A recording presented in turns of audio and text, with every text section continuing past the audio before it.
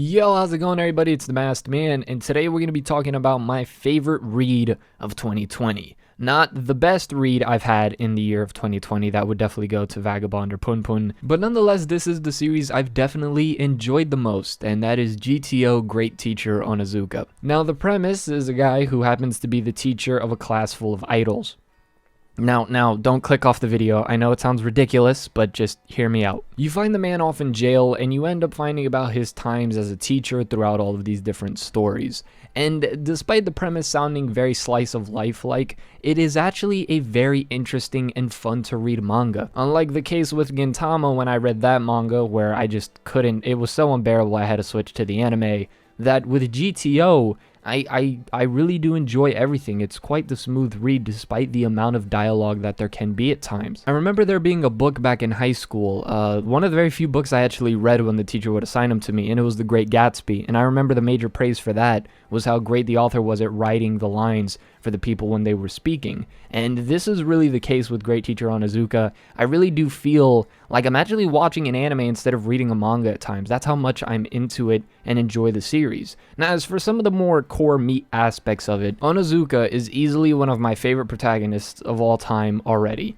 The guy is the coolest of the cool, and there's not many characters cooler than him. He seems to be someone who would come off as young and reckless, but yet he completely throws you off by his character and his way of being. Now, don't get me wrong, sometimes the guy is just a pervert, and he does have many comedic moments that will lead you to believe he's childish, but at the core of who he is, he's probably one of the most wise and intellectual human beings you could ever encounter. The first impressions of this manga is very great because it really does mislead you in a certain way. No one told me what GTO was about before I actually got into it, because even though you hear it in the title Great Teacher Onizuka comes off as so unorthodox as a teacher, you would have actually never assumed the setting is a school. And I think what really helps it work is the fact that every chapter, or every chapters, there's a different story, a different person who's being affected by Onizuka. And therefore, it constantly feels like the story's in motion, things don't feel dragged out long or boring, and you really do feel like it's different stories that you can pick and choose from which is your favorite. But even though they are different stories that aren't fully connected, throughout these stories you do see some of the different developments from the different students who have been touched by Onizuka in such beautiful ways. I probably could have worded that better, but stop it. Get your head out of the gutter. Stop it. And I will throw this out now, however, the manga is absolutely hilarious. This is a comedy manga as well, and I've definitely enjoyed all of the different jokes, all of the different types of humor that's thrown out there.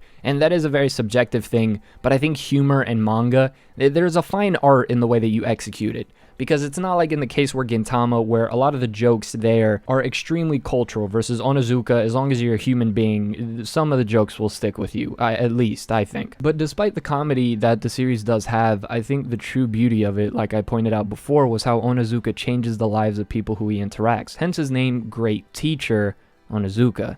It's one of those things like a Vagabond, where you learn so much philosophy that you would have never really expected from the setting of the story. And Onizuka really does provide that. I think some of the core messages, especially early on, has been becoming a better person. And it doesn't matter who you are, other people should be treated with respect. As well as you should always be true and honest to yourself, not doing things just because other people or society pressures you to think or do things a certain way. As well as also tackling the importance of the family, and I think that's a message that nowadays has kind of been lost, just how important the family truly is. I think another one of the lessons that definitely stood out earlier is not selling yourself out for benefits if you think it's going to be a violation of what you really want to do in life. There's so much fun in this manga, there's so much great comedy, good moments of relief, and there's so many wholesome moments as well, but there's so much deep philosophy, and I think just lessons and advice and wisdom that you can really take out and apply to yourself as a person and improve upon.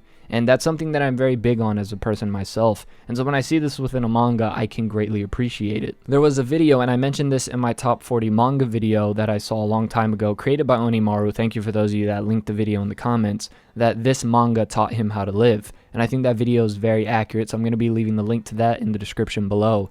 But nonetheless, it's really true. I think this is one of those mangas like Vagabond, and then you can look at Punpun as kind of like a negative one, where you can look at those mangas, including this one, and say, this is what I should do, and this is what I shouldn't do, to improve what's truly important in life. and that's your character. Instead of taking a pessimistic, nihilistic approach at things, I think the core messages that I can take away from this manga is that you should care about your character and being a good person and affecting those around you in a positive way, and teaching the next generation how to live their life. Because one day you will die, and the only thing you can really leave behind, even more so than money, is the wisdom and the way you impact other people in life. And even though when you're reading the manga and you're seeing these moments of times of action, of these hilariously extreme examples, you sit back and realize that the manga, through these extreme examples in a realistic setting, is able to communicate some of the most fundamentally important messages you'll ever receive. It really feels like its own story,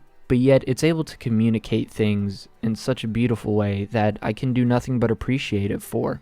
I don't necessarily have any criticisms for it at all, really, when it comes to GTO. The manga does everything it sets out to do, and it's one of those reads that I think once you read it, you'll never forget it. This is one of those that I could see myself even years from now coming back to and rereading over and over again. And also, I didn't mention this earlier, but if you notice it carefully throughout the manga, there are also some extremely beautiful panels where the author really gets to show off his artwork and just really stand out greatly. And it's one of those things that the pacing isn't extremely boring. It continues. It places the comedic moments in perfectly to keep you entertained just when you think the story might lose you. It truly is an essential manga for anyone out there, especially if you enjoy other series like Spy X Family, Konosuba, Gintama. I think this kind of trumps all of them and does it perfectly. The series has a good focus on some of its side characters, which can also be entertaining and enjoyable, as well as some of the issues that they have, again in a slightly extreme way, can be very, very relatable to us as people, whether that be overly competitive, whether that's weak character, whether that's not having your priorities straight. And then Onizuka comes along, and I didn't praise him enough, I feel like, in this video. Onizuka is such a G. Like I said, he's one of my favorite protagonists, but whether or not, I think you just automatically have to fall in love with his character and everything he does and represents within the story. Whenever he corrects somebody, he doesn't really feel like a nagging parent. He feels like an older brother who truly cares about you and wants to see you succeed in life. And I absolutely love the direction that the story took with that character. So, if I haven't made it very clear, you need to read this series. Get on it now. GTO, Great Teacher Onizuka. I promise you, you will not regret it. As always, if you are new to the channel, make sure you like, comment, subscribe, turn on the bell notifications, that way you're notified whenever a new video pops up on some of your favorite anime, manga, or whatever content. As always, this has been The Masked Man. Hope everyone has a blessed rest of the day, and peace.